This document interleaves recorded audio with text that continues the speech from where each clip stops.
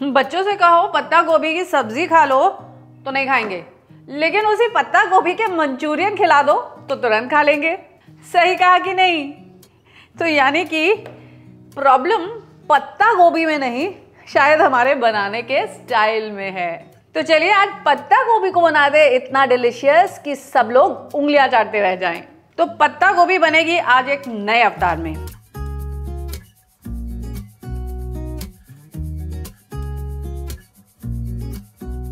इसके लिए इस पत्ता गोभी को ना तो हम काटेंगे ना घिसेंगे। फिर कैसे बनेगी पत्ता गोभी की सब्जी? पत्ता गोभी के बनेंगे रोल्स, और इसकी जो ग्रेवी होगी ना वो भी थोड़ी सी डिफरेंट होगी, थोड़ी वो बटर मसाला स्टाइल, यानी कि पूरा का पूरा रेस्टोरेंट वाला स्वाद। तो फिर शुरू करें।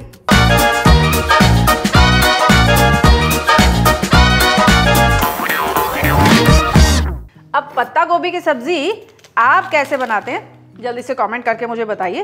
तब तक मैं इस पत्ता गोभी के पत्ते निकालती हूँ।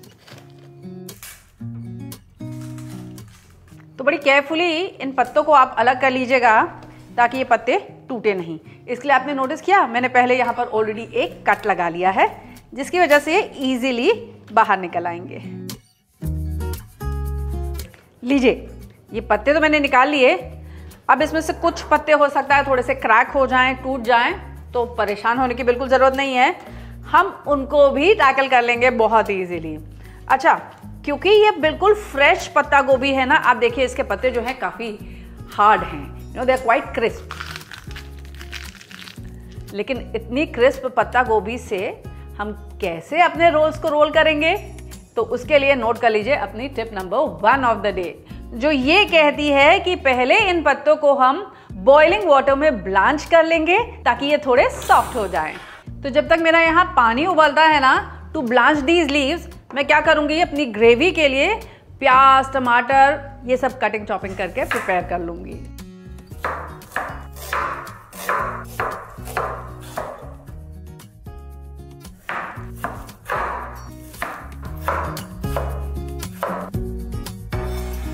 But before I blanch these leaves, अपना काम थोड़ा आसान करने के लिए ना, मैं इसकी ये जो हार्ड स्टेम है, इस हार्ड स्टेम को कट करके निकाल दूंगी ताकि लीव्स को रोल करना मेरे लिए थोड़ा सा आसान हो जाए।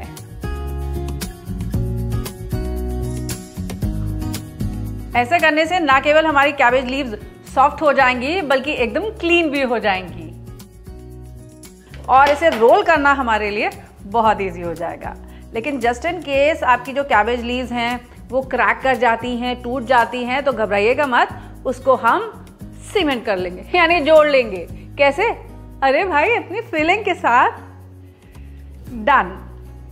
अब जब तक हमारी ये लीव्स थोड़ी कूल डाउन होती है ना, हम एक काम करते हैं, ये जो प्याज टमाटर हमने यहाँ पर कट करके रख लिया है ना, इसकी ग्रेवी बनानी हम यहाँ पर शुरू कर देते हैं। तो जैसे मैंने आपसे कहा था कि जो इसकी ग्रेवी होगी ना वो थोड़ी सी बटर मसाला स्टाइल की होगी, और इसके लिए शुरुआत में मैं पहले इस ऑयल को थोड़े से खड़े गरम मसालों के साथ टेम्पर करूंगी। अब इसमें ये स्लाइस किया हुआ प्याज, लहसुन, अदरक, ये सब ऐड करके इसे भून लूंगी जब तक कि हमारा अनियन गुलाबी नहीं हो जाता। मसालों की आ चुकी है बढ़िया सी खुशबू, और ये जो अनियन है ना ये भी हल्के से हो चुका है गोल्डन। अब सबसे पहले तो भाई डालूंगी मैं इसमें थोड़ा सा हल्दी पाउडर और कश्मीरी रेड चिली पाउडर। इसके बाद ऐड कर दूंगी इसमें ये स्लाइस किया हुआ टमेटो, और इसे तब तक कुक कर लेंगे जब तक कि टमाटर जो है वो सॉफ्ट और पल्पी नहीं हो जाता।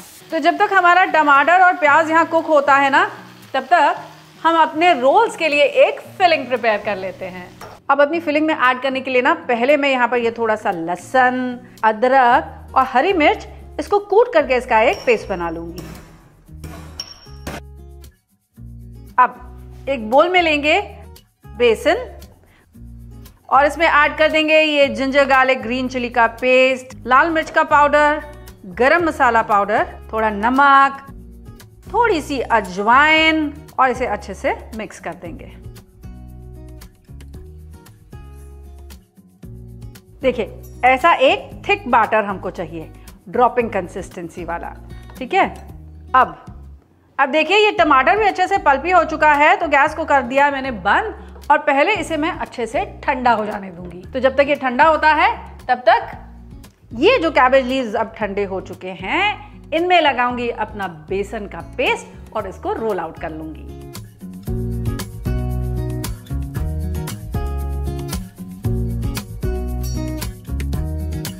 तो स्टेम साइड से हम इसे रोल करेंगे ताकि जो मोटा वाला एंड है ना वो रोल के अंदर चला जाए और ये जो नैरो एंड है वो ऊपर की तरफ से आए, ताकि इसका जो रोल है वो एकदम स्मूथ रेडी हो जाए। ऐसे ही और रोल्स प्रिपेयर कर लेते हैं।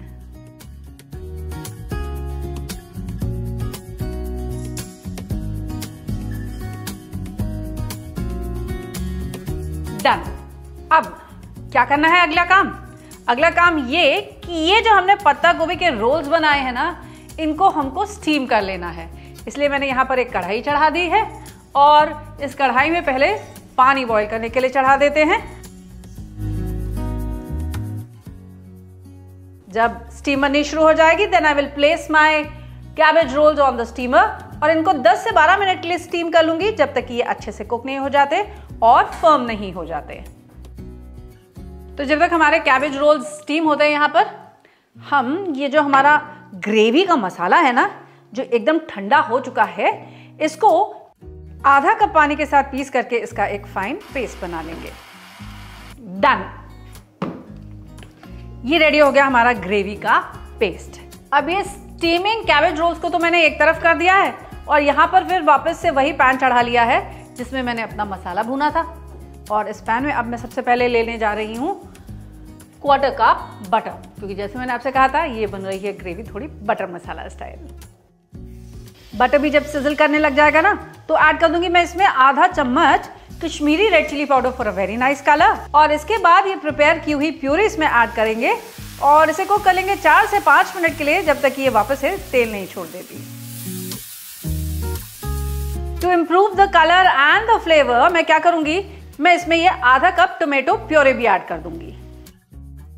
ये बाजार की टोमेटो प्योरी है, आप चाहें तो फ्रेश टोमेटोज को प्योरे करके भी ऐड कर सकते हैं। बढ़िया सी खुशबू आ गई है। अब इसका सॉल्ट एक बार टेस्ट कर लीजिए, उसे एडजस्ट कर लीजिए।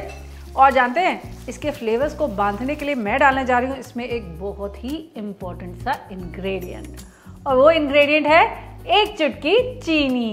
इस 1 चुटकी चीनी की कीमत तुम क्या जानो रमेश बाबू, इन सारे फ्लेवर्स को बांधने का काम करती है ये 1 चुटकी चीनी। चलिए अपने कैबेज रोल्स को भी एक बार चेक कर लिया जाए कि ये फर्म हो गए कि नहीं। हाँ भाई, बढ़िया से फर्म हो चुके हैं। अब गैस को कर देते हैं बंद और यहाँ पर ग्रेवी में तेल भी ऊपर तैरने लग गया है, यानी कि ग्रेवी भी रेडी हो चुकी है। अब इसमें ये कैबेज रोल्स को हम प्लेस कर देते हैं